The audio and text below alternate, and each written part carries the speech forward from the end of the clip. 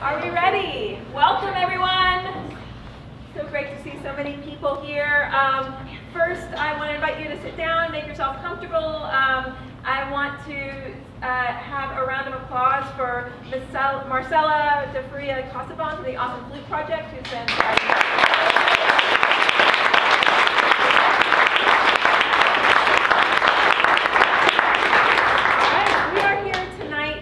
celebrate together Laurie Filipelli. And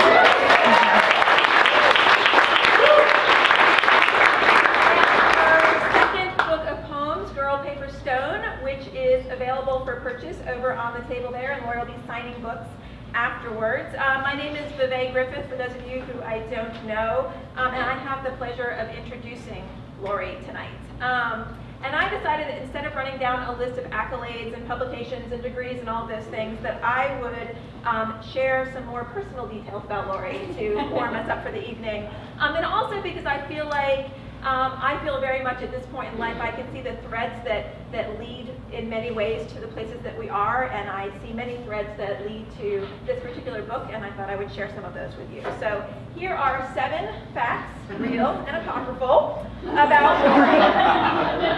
Number 1, Laurie hails from the small town of Gloversville, New York, which in the 19th and early 20th century had a booming glove business. It was, in fact, the place in the world where gloves are made. There are about 100 factories in the area. And while gloves are no longer a primary thing in Gloversville, a cool fact is that the gloves that Team USA wore in the opening ceremony of the Olympics last summer, or this summer, whenever that was, this winter, were made from tanned leather from Gloversville. And that tanned leather came from a man who was once the 8th grade crush of Laurie Filipelli. Number 2, after college, Laurie read a book of poems titled Buck Mountain Poems by a woman named Anne Kennedy, and she who lived on Orcas Island off the coast of Washington. And so young Laurie decided that the thing to do was to move to Orcas Island and become a poet, which she did. And so Laurie moved out to Orcas Island following Anne Kennedy. She lived in a tent, worked at a daycare, and hitched rides back and forth every day to get to work. So I think that's a pretty great young poet story. Is that a real fact? True. It is.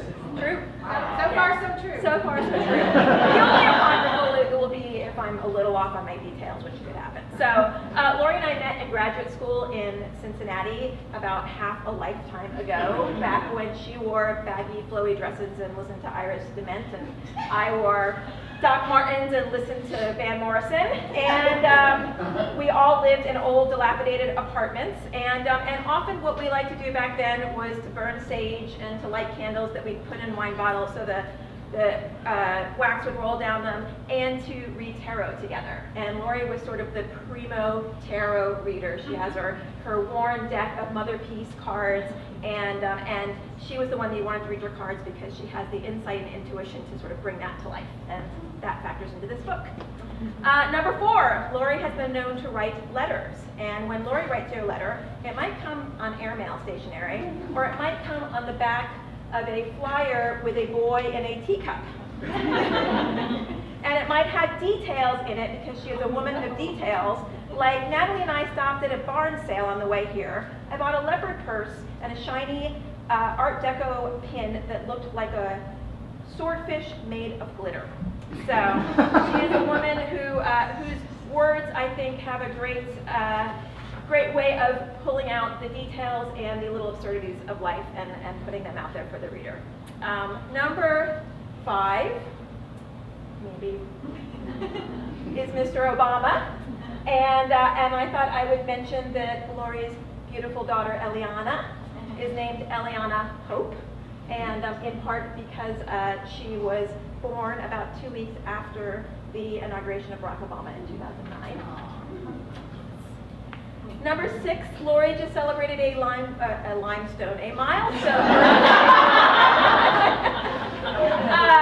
milestone birthday by flying to New York State and partying all weekend with 7 of her friends from childhood. And I think this is really reflective of the fact that she is a woman who values her friendships and who is a good friend to so many of us here and so many people elsewhere, and who is somebody who is kind, who is loyal, who knows how to have fun, probably had a lot of fun that particular weekend, and who looks after those that she loves. And then finally, I want to shout out Laurie's leadership in the area of political activism. So a lot of us know her through that lens here, where she's helped lead Literary Women in Action here in Austin, and where for years she has marched, called, written, planned, spoken up, galvanized, and really modeled what it means to be a concerned citizen, and where she has sat down at a table in Ted Cruz's office more times than any of us should ever have to.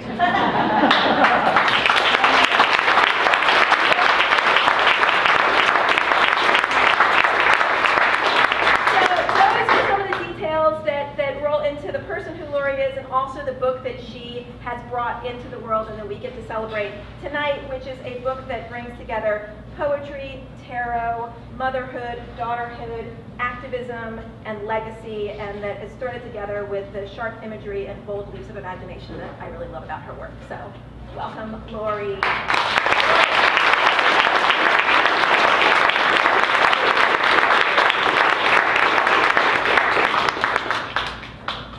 I wore the wrong mascara.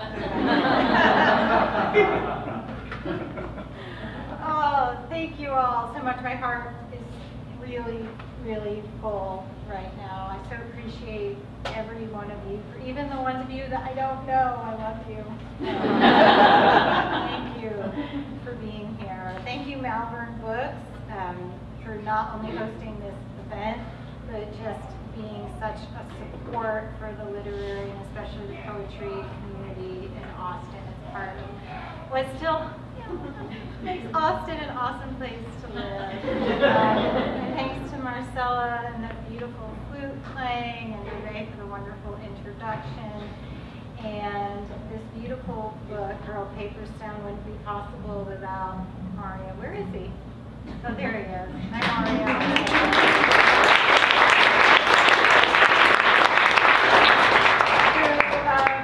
Designs everything, and they're done, and it's beautiful. And the little, fact number 8 that is an interesting fact is the beautiful background is actually an old utility box outside of Maria's Tacos Express, which is appropriate. That's why I moved to the neighborhood we live in. Can we live behind Maria's Tacos? Yes, we can. And thanks to Eliana for being an awesome kid who's helped inspire this book and everybody. So, quick overview. The reading, let's see, it should run for about 15 minutes for the reading part, and then there's going to be a 10-minute discussion. And another dear, creative, artistic soul, my friend Jan Bozark, who is both a musician and a novelist, and in everything else, is going to come up with me at the end. Maybe we'll grab a couple chairs and we'll sit down and kind of talk about the book. We're not doing a formal Q&A, but during the course of that discussion, if you want to contribute, just raise your hand, jump in, that would be great. If you'd rather just wait till afterwards, I'm going to be around to talk, to sign books. Please support Malvern, buy a book, buy lots of books. They have amazing books. And then if you are free to join us afterwards for drinks at Spider House, that's where we're going to head. It might be crowded with college students, I don't know, but we'll go, and it'll be great. So, I'm a little nervous. So the book, as the title suggests, is divided into 3 parts. And at the end of each one of those parts, there's a series, as they mentioned, I love tarot. There's a series of poems that are inspired by tarot. They're not based at all in a traditional deck. They're just based on my own strange imaginings. But I do have cards that Mario also designed to go with that section of the reading. And it is, for those of you who have heard me read before, there's a little participatory aspect.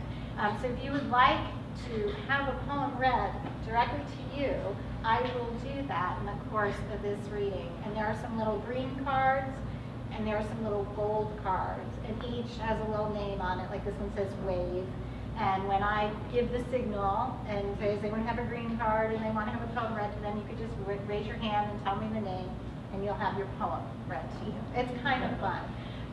So if you think you might like to take part, the green cards are a little more kid friendly for kids that might want the gold cards if you're feeling a little more daring. The gold card might be for you. But Eliana and her friend Ellie, you guys want to come up for a second? We're going to hand them out. Do you want to do one green and one gold? Is that an easy way to do it? So just raise your hand if you would like a card. And then once we do that, we'll be underway.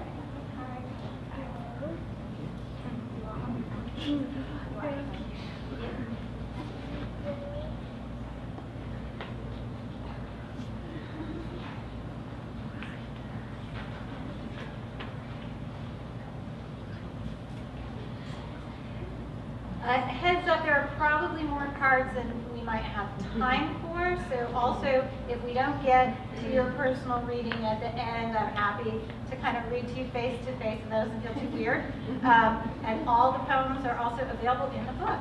So there's a little fun.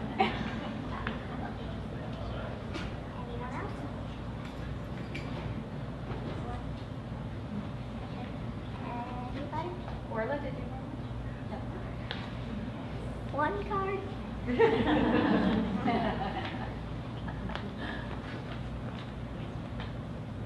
I was just waiting for a little glass of water. It's behind. Okay. You're so sneaky.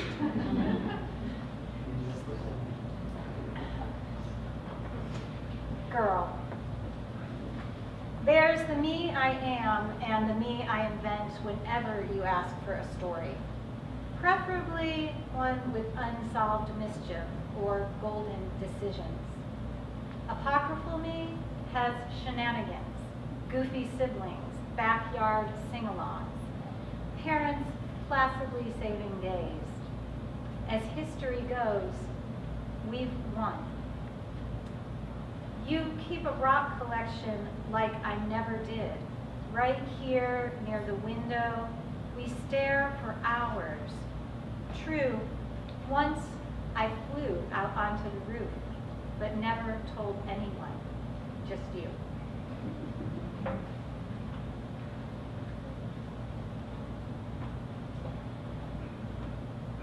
The road to Mora. Lead-colored drops, glittering sheets. A girl lives in a house of rain. Each day she pours herself from bed, looks at her face, grown heavier. By night circles a swollen floor. Slick knobs never turn. Outside, dry ground and passers lift umbrellas to the sun. She could take this as a hopeful sign instead of an uneven stitch. She gazes through the falling drops, listens to them tick. To the sky she speaks. I've been so unhappy. Water lifts her. On its woven current, walls collapse. The sky replies, tell another story about bad decisions. Hair streaming, she sings of slippery places. I am raining, she thinks. Thunder closes the bridge. There's nothing but a coat she doesn't wear, either too hot or a talisman, either her weight or her freedom.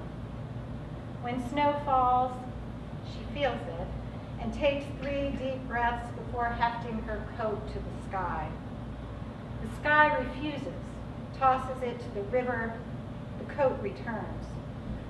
2 choices, really, one in the same. White mules gleaming far ahead, or a coat right here, like rain.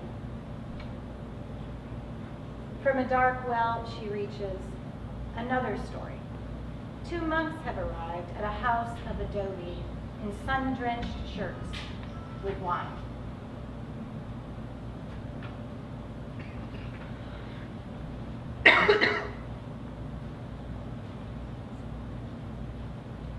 I think let's move into some tarot. Why not? Does anyone have, I see this front row here, does anyone have a green card? Mira, do you want to start? What's your card say? Yours says cave. Okay.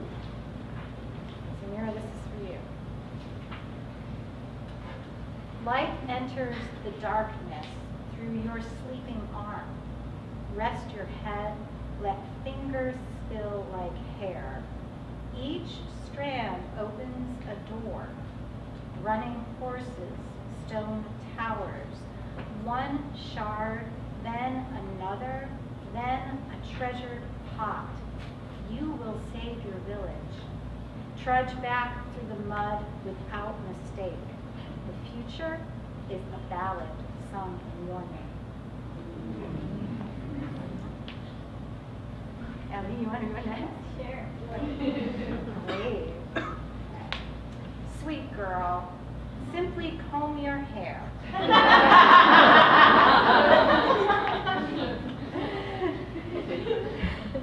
Take a bath with the blue fish.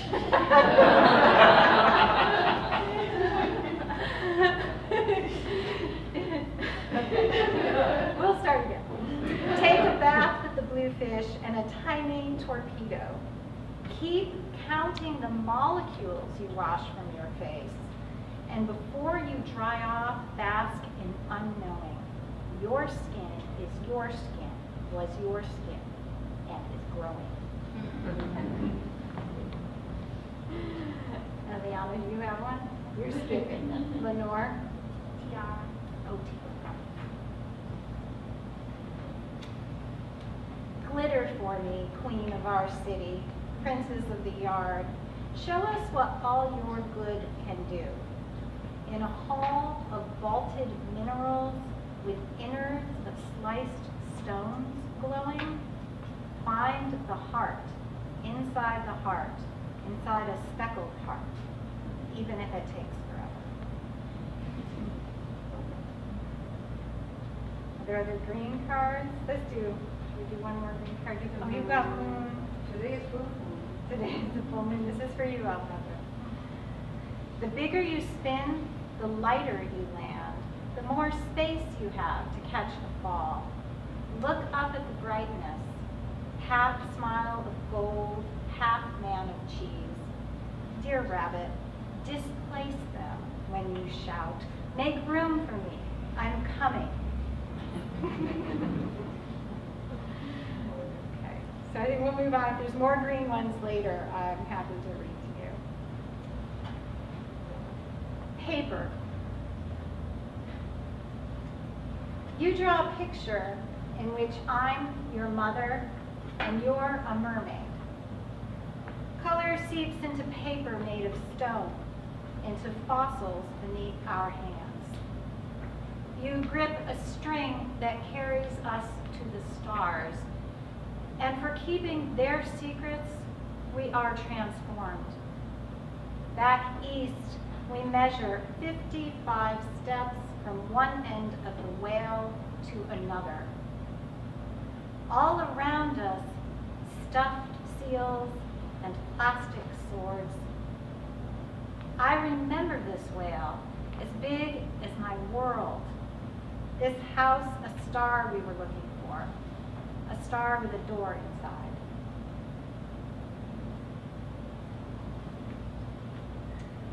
So the center of the book is kind of a paper section, I guess, but it also belongs to a character called the wife. The wife has some things to say.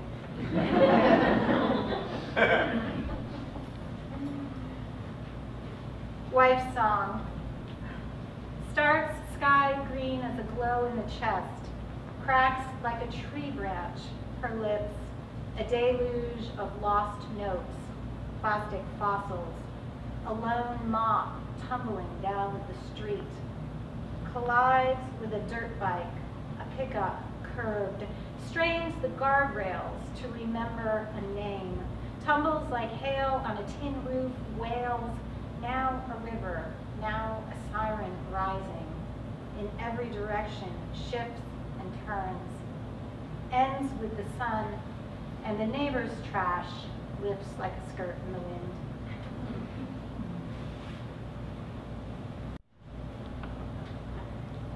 Surreal domestic.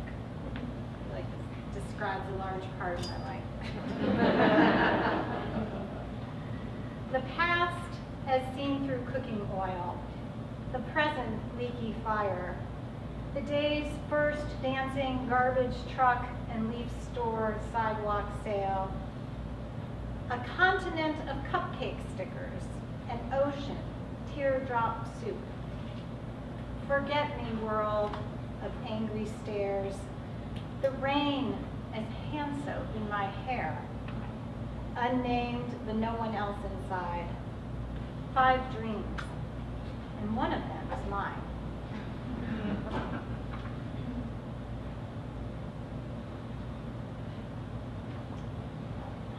So maybe we'll try a few more of the tarot, if anyone has a gold card. I have tarot for the wife. Oh, turn it around, sorry. Actually, it says gold. It's a gold card that says gold, and it's in the tarot for the wife section. Sorry for the confusion. Gold. Such perfect light begins in pain. For days, sun like a yellow brute scratches the glass. A gift is what you covet so. Let go. Let go. Coins are falling from the sky unto the earth, unto the soil. No barrel here to catch the rain. A flood might fill the reservoir and also cause your home to rot. The feeling tight across your skull, the halos of the earth. I told you they weren't quite the kid ones. Anyone else? I have mirror. Mirror. What but memory makes us stare through the past like a hood, through our own gloved fingers? Find a wrinkle and you'll wish to stitch it over. Find your town, evanescent as a circus. The creek each day stained a different color. No one thought themselves poison. Even the mannequin turning away, no beauty surpasses your own.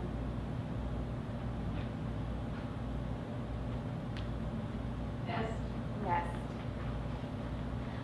One day, you'll simply assess what you've got. A cable sweater drawn from the dumpster, chipped from an old board, hair from a comb kept by your mother on her counter for 50 years. I just have to tell you, my mom, she really had this comb for 50 years.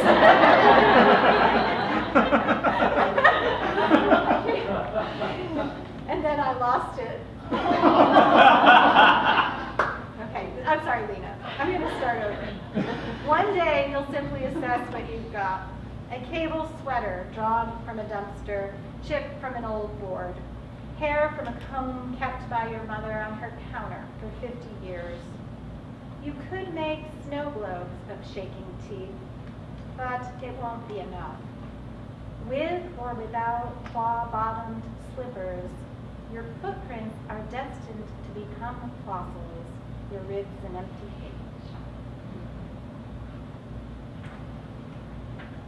Anyone else? I mean, I could tell you all about your mortality. What's yours, Johnny? Crackle? Crackle. Sometimes the gift is to be unpleasant. Squawk, then guzzle, let days like sugar packets spill. If you find your place is on the wire, spread wings with the others to block the sun. This bout is about forgetfulness. A hard freeze in a rusty cage. The rosemary remains, and a little gnome. A hula hoop, that ladder. Okay, I'm going to read just a couple more. One short and one slightly longer. And then Jan and I will talk for a bit, and then we'll proceed to do book signing and have drinks. That sounds good to everyone. Thank you so much for being here. It's really been great. Warrior. Sleep, my stupid last year person, stooping to pick up whatever falls. So much with scraps of fever building, a time machine, old cane, Christmas needles. Awake, a chain hooks my Achilles. The yard is small. The moon still on the neighbor's side. We are playing Orfeo Looks Back. You hand me fish tails, shimmering clues, a trash bag taking flight. When I step on a scale, its metal arm pushes me shorter. Between 1 and 10, this pain is a 3, which means I am free to go home.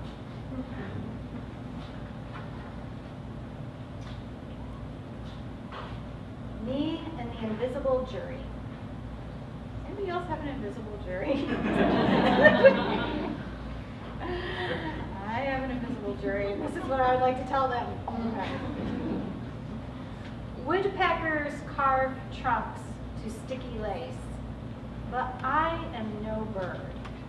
Eating straw boots, I learn once more to love my mother.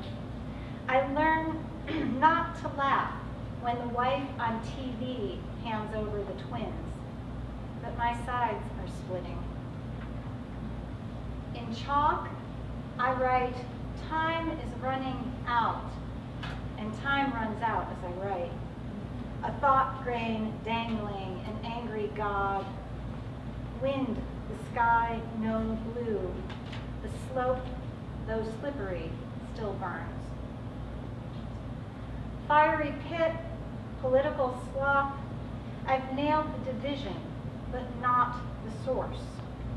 Betrayal was only an empty bucket, remembering itself as a beautiful vase.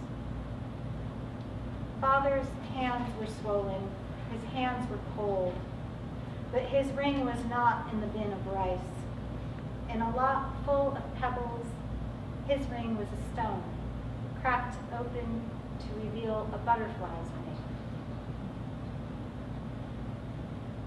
Keep a shadow box as my defense, a well-pressed silence. Keep a heart unbroken, and the birds won't come. Keep that flag. It's my body that needs to unfurl. Gap-toothed, I'll sing if you raise a martini. If it please the jury, I'll spit out a toast. To the daughters above, ripping seams from the sky, to the wives who shovel trucks into snow, let's unfold our cots. We are here. Thank you.